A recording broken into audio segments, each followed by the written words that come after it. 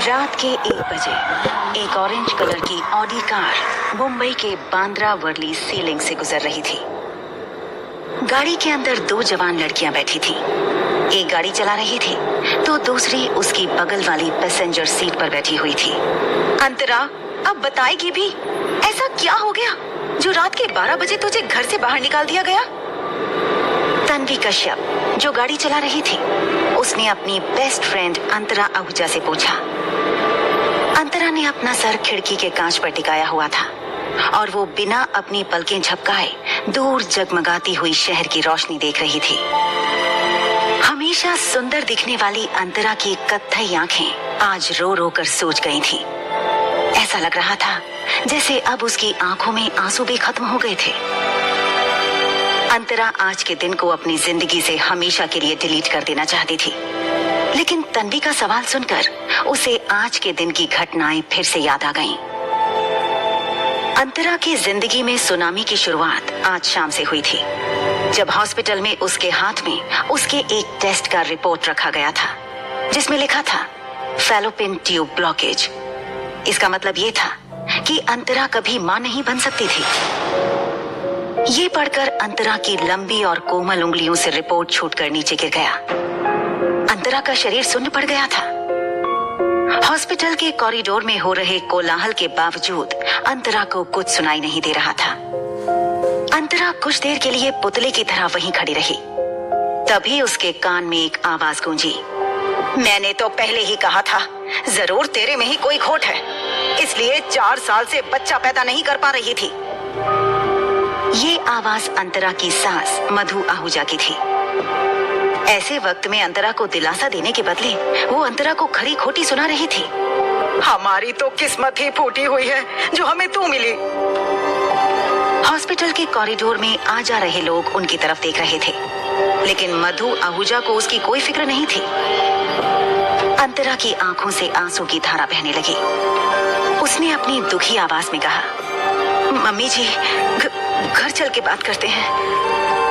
अंतरा की इस बात पर मधु ने गुस्सा होते हुए कहा, क्यों, शर्म आ रही है? इतने समय से मुझे दादी नहीं बना पाई, तब तो तुझे बिल्कुल शर्म नहीं आ रही थी। अपनी अभागी किस्मत पर अंतरा ठीक से रो भी नहीं पाई थी और उससे पहले ही उसकी सास ने उसे जलील करना शुरू कर दिया था, वो भी दुनिया के सामने। वहां से आते जाते लोगों की घूरती नजर अंतरा को और शर्मिंदा कर रही थी। अचानक उस भीड़ में अंतरा को एक परिचित चेहरा उसकी तरफ आता दिखा। उस चेहरे पर बड़ी सी मुस्कान थी। उसके नजदीक आते ही अंतरा खुद को रोक नहीं पाई और उससे लिपट गई। वो आदमी अंतरा का पति रुद्र आहूजा था। अंतरा ने रुद्र के सीने से लगकर रोते हुए कहा, रुद्र, मेरा रिपोर्ट। वो आगे कुछ बोल नहीं पाई। अंतरा रुद्र से लिपटी हुई थी, लेकिन रुद्र ने अंतरा की पीठ पर अपने हाथ भी नहीं रखे थे। वो बिल्कुल सीधा खड़ा था। रुद्र ने अंतरा की नाजुक कमर को अपने दोनों हाथों से पकड़कर खुद से दूर किया और अपनी माँ की तरफ देखते हुए कहा, माँ, रिपोर्ट पॉजिटिव है। अब तक मधु आहूजा अंतरा पर गुस्सा थी, लेकिन रुद्र की बात सुनकर वो खुशी से उछल पड़ी। सच? माता रानी की बड़ी कृपा। मधु ने हाथ जोड़कर अपनी आंखें बंद की। अंतरा को समझ नहीं आया कि दोनों क्या बात कर रहे थे। अंतरा रुद्र से पूछे कि वो कौन सी रिपोर्ट की बात कर रहा है। उससे पहले रुद्र के पीछे से एक दूसरी जवान औरत आकर उनके साथ खड़ी हो गई। वो गायत्री बंसल थी, अंतरा की कजन। उसके आते ही मधु ने गायत्री के सर पर हाथ रखते हुए कहा, जुग जुग जियो बेटी, तुम्हारी वजह से मेरा दादी बनने का सपना पूरा होने वाला है और मुझे पूरा भरोसा है कि तुम्हारी कोख में लड़का ही है। आखिर वही तो मेरे रुद्र का वंश आगे बढ़ाएगा। ये सुनकर अंतरा के ऊपर बिजली गिरी। उसे यकीन नहीं हो रहा था कि उसकी कजन, जिसे वो सगी बहन से भी ज्यादा मानती थी, उसी ने उसके पति के साथ नाजायज संबंध बनाए थे। अंतरा की आंखों में खून उतर आया और उसने गायत्री को थप्पड़ मारने के लिए अपना हाथ उठाते हुए कहा, तुझे इतनी गिरी हुई हरकत करते हुए शर्म भी नहीं आई?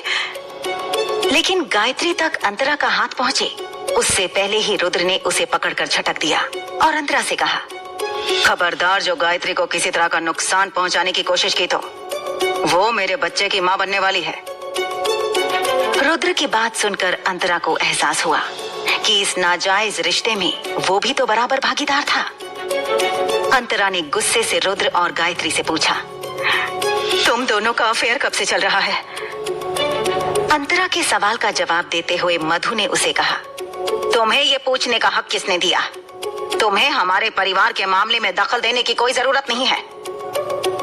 मधु की बात सुनकर अंतरा ने पूछा, तो क्या मैं परिवार का हिस्सा नहीं हूँ?